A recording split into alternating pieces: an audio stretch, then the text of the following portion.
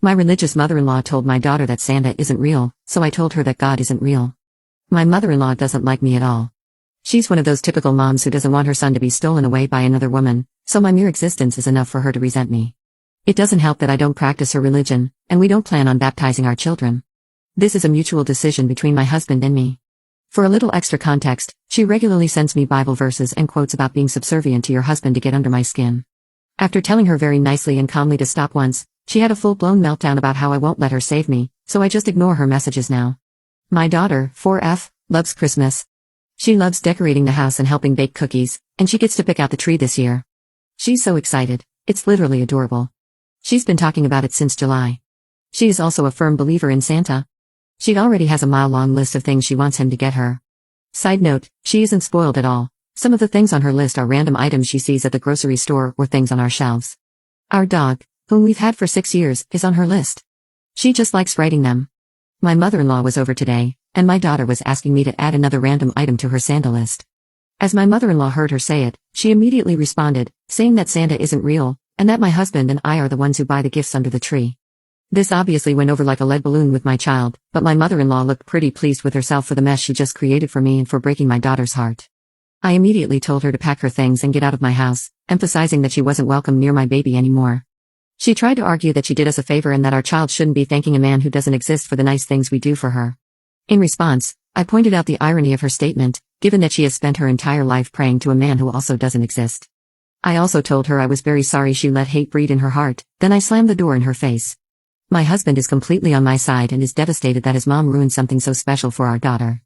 However, we've received a few texts and calls from his siblings who think I was out of line and that I should be apologizing to her. I'm still so angry that I can't really judge for myself if I'm in the wrong or not, but I really don't think that I am. I believe she crossed an uncrossable line, and I feel justified in not letting her have a future relationship with my daughter or any other children we might have later. I'm not looking for advice, just here to talk smack and vent. Update 1. Since the events from the last post, things have only escalated in terms of her behavior. We've maintained our stance of not letting her see our daughter, and we've had limited contact with her ourselves. However, she has tried to find ways to circumvent my husband and me to gain access to our baby.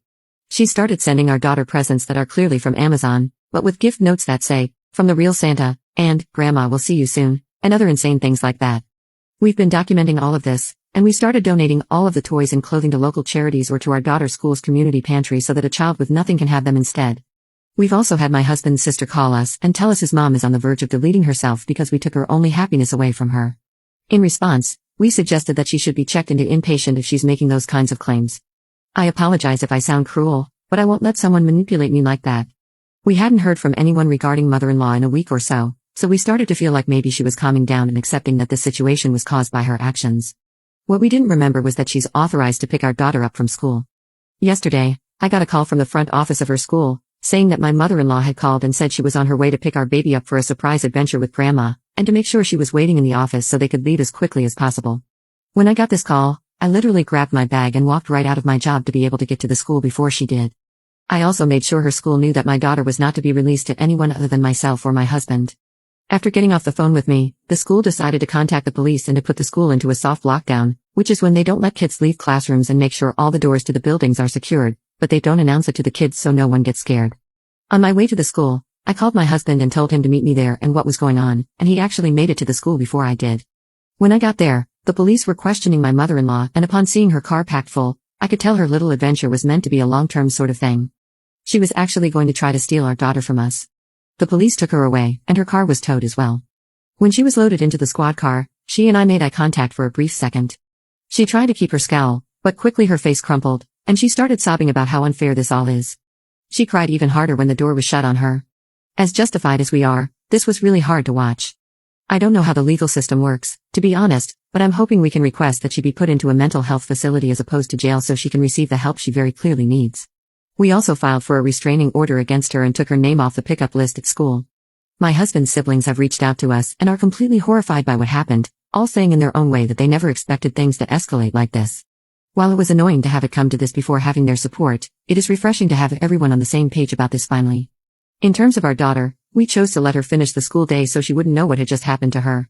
I received a lot of helpful advice in my last post about how to fix the damage my mother-in-law caused, and we tried a few of the things we were told to do, but I can sense that my daughter just isn't into it the way she used to be. Her wish list hasn't been added to since. My brother-in-law has offered to dress up as Santa and get caught putting gifts under the tree to help reignite her excitement, which my husband and I both appreciate and are looking forward to. We also plan on sending her a letter from Santa telling her how excited he is to visit her and our dog this year, and I'll let you all know how this works out in the future.